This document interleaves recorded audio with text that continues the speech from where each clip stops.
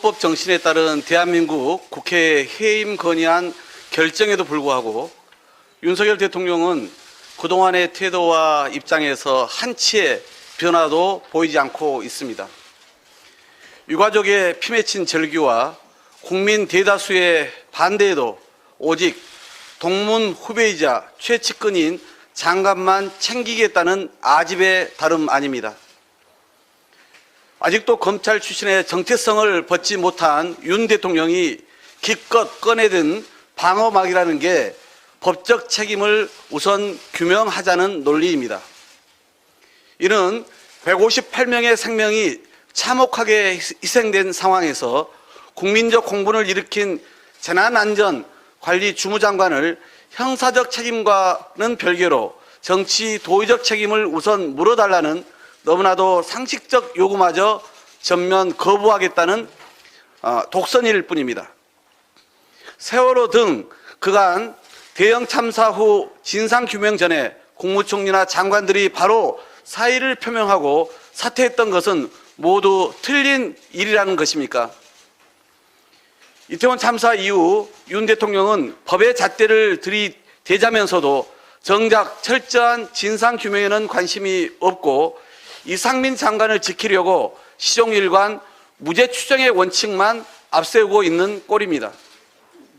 아직 감감무소식인 경찰 특수본에 이은 검찰의 수사, 그리고 하세월이 될 법원의 1심, 2심, 최종심 판결까지 기다려서 결국 법적 책임만 물으면 끝이라는 것입니까?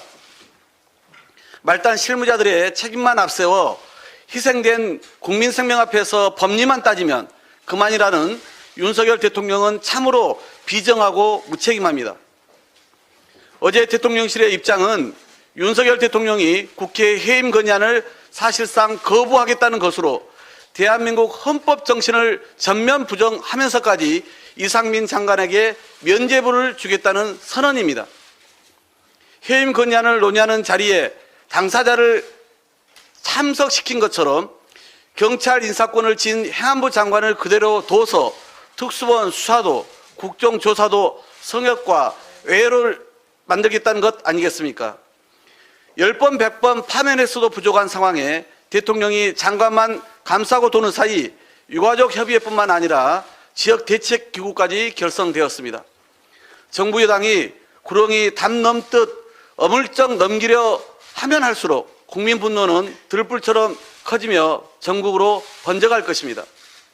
그 형의 그 동생답게 당사자인 이상민 행안부 장관 역시 드릴 말씀이 없다고 합니다.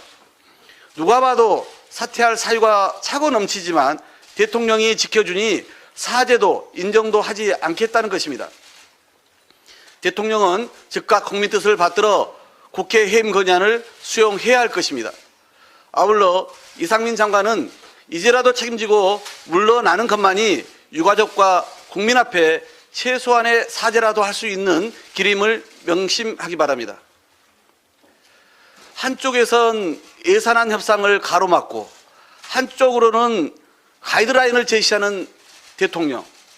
이럴 바엔 차라리 윤석열 대통령이 국회와 직접 협상하고 단판 짓기 바랍니다. 협상 내내 여당은 윤 대통령 입만 쳐다보는 형국이었습니다. 이도 모자라 어제는 대통령이 직접 12월 임시국회 내 법인세법 처리를 주문했습니다. 입법부인 국회를 자신의 통포부쯤으로 여기는 저급한 인식이 드러난 것입니다. 언제적 국회 개입을 2022년도에 하겠다는 것입니까? 예산안 심의 확정권은 입법부의 고유 권한입니다. 여당인 국민의힘이 야당과 책임있게 논의하는 게 마땅합니다. 민주당 제안대로 54,404억의 중소 중견기업 법인의 혜택이 돌아가는 법인세를 낮추면 윤 대통령의 법인세 감면 공약도 지킬 수 있습니다. 그런데 정부 여당은 과세 표준 3천억 원을 초과하는 103개 초슈퍼 극소수 대기업 법인세만 깎아주자고 합니다. 국민의힘은 세상의 구간만 깎아주자는 것이고 국민의힘은 세상의 구간까지 깎아주자는 것이고 민주당은 가장 아래 구간인 중소기업, 중견기업에게 폭넓게 혜택을 주자는 것입니다. 누가 협상의 어깃장을 놓고 있는지는 분명합니다.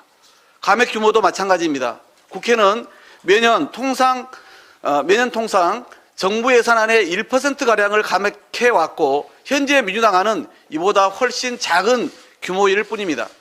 그런데도 정부 여당이 수용하지 않고 있는 것입니다. 민주당의 국민감세는 정부 여당의 초부자 감세 대신 중산층과 서민들을 두텁게 지원하기 위한 최소한의 방안입니다. 국민감세 3법의 핵심은 1. 법인세법상 과세표준 3천억 초과 슈퍼대기업 최고 세율은 현행을 유지하되 5억 이하 중소 중견기업은 세율을 대폭 낮추자는 것입니다. 2. 소득세법은 최저과세표준을 더 높게 조정해서 직장인의 유리지갑을 조금이라도 더 지키고 3.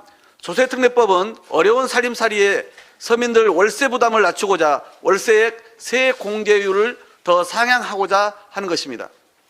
중국 남송의 학자 육구연은 불한빈 환불균, 즉 가난한 게 걱정이 아니라 고르지 못한 게 걱정이라고 했습니다. 예나 지금이나 민심은 불공정에 민감합니다. 태평성대도 아닌 복합경제유기, 지금이라도 윤석열 정부와 여당은 극소수 초부자들에만 편중된 감세 특혜를 철회해야 합니다. 3일로 채 남지 않은 시한에도 정부 여당이 여전히 특권 예산, 윤심 예산만 고집한다면 민주당은 수정안을 제출할 수밖에 없습니다. 윤석열 정부가 이명박 전 대통령 사면을 위해 김경수 전 경남지사 끼워넣기를 시도하고 있습니다. 국민통합은커녕 구색 맞추기이자 생색내기입니다. 징역 17년, 남은 형기만 15년인 이명박 전 대통령을 위해 징역 2년을 꼬박 채우고 만기 출소까지 채 5개월도 남지 않은 김 전 지사를 이용하려는 것입니까?